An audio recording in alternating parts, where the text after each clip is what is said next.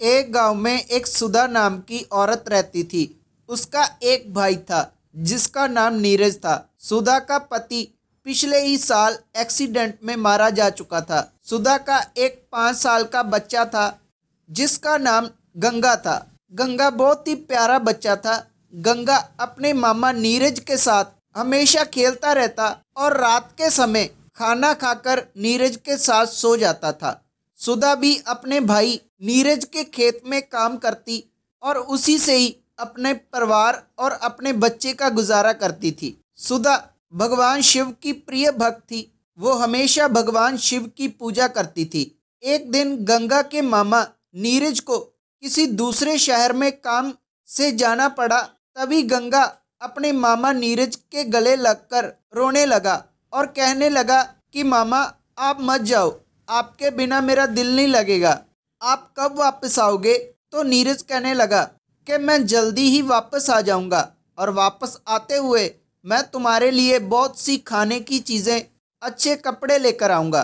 तभी गंगा भागकर अपने घर में चला जाता है और नीरज अपनी बहन सुधा से मिलकर शहर की ओर बढ़ जाता है। इसी तरह काफ़ी समय बीत जाता है, लेकिन ना तो नीरज वापस आता है और ना ही नीरज की कोई खबर। गंगा अपनी माँ सुधा से पूछने लगता है कि माँ, मामा कब आएंगे। तो उसकी माँ कहने लगी कि तुम्हारे मामा बहुत जल्दी आएंगे। लेकिन अब गंगा का दिल बिल्कुल नहीं लगता था। गंगा उदास रहने लगा था। सुधा को लगता है कि अब गंगा बहुत उदास रहने लगा है।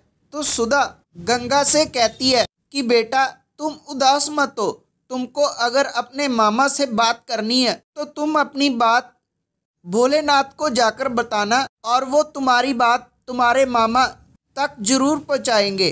तभी गंगा को अपने मामा नीरज के साथ कोई भी बात करनी होती तो वो जाकर शिवलिंग के पास अपनी बात बताता। ऐसे ही काफ़ी दिन चलता रहा। एक दिन सुधा काफ़ी बीमार हो गई। सुधा इतनी बीमार हो गई कि उसको काफ़ी कमजोरी आ गई थी। कमजोरी के कारण सुधा चल नहीं पाती थी। इसी कारण सुधा कोई भी खाना नहीं बना पाती थी। गंगा और सुधा 2 दिन से भूखे थे। तीसरे दिन गंगा अपने गांव में खाना लेने के लिए जाता है और जब वो थोड़ा आगे जाता है तो वो देखता है कि एक आम का पेड़ है। उस आम के पेड़ के नीचे शिवलिंग पड़ा हुआ था। सभी गांव वाले उस शिवलिंग की पूजा करते थे। गंगा को काफ़ी भूख लगी थी और उसकी माँ बीमार थी, इसीलिए वो जल्दी जल्दी आम तोड़ने के लिए शिवलिंग पर पैर रखता है और पेड़ पर चढ़ने की कोशिश करता है। लेकिन गंगा आम नहीं तोड़ पाता। गांव के लोग वहां पर इकट्ठे होना शुरू हो जाते हैं। वो गंगा से कहते हैं कि पागल बच्चे, तुमने ये क्या किया। गंगा को बहुत पसीना आ रहा था। पसीने की वजह से वो पसीना शिवलिंग पर जाकर गिर रहा था। ये देखकर गांव के लोग और भी गुस्सा होने लगे। गंगा गांव वालों सी बातों से डर जाता है और पेड़ से नीचे उतर आता है। ये देखकर गांव वाले वहां से चले जाते हैं और गंगा शिवलिंग को गले लगाकर कहता है कि हे भोलेनाथ, मुझको माफ कर दो। मुझको जल्दी जल्दी में ये पता नहीं चला, मैंने ये पाप कर दिया। तभी भगवान शिव वहां पर गंगा को दर्शन देते हैं और कहते हैं कि गंगा, तुमने कोई पाप नहीं किया।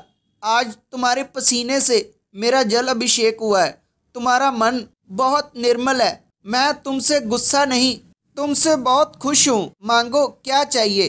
तो गंगा कहता है कि भगवान, आप मेरी माता को ठीक कर दो। भगवान भोलेनाथ कहते हैं कि बस इतनी सी बात, और मांगो। तो गंगा कहता है कि आप मेरे मामा को भी वापस ला दो। भगवान भोलेनाथ कहते हैं कि ठीक है, तुम्हारा मामा जल्दी ही तुम्हारे पास आ जाएगा।